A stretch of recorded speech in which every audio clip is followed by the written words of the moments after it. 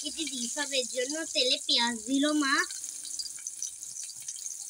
আর দিল রসুন বাটা, মাংসের মশলা, হলুদ গুঁড়ো, লবণ।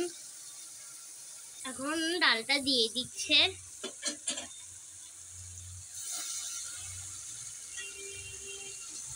ডালটা দিয়ে দিয়েছে।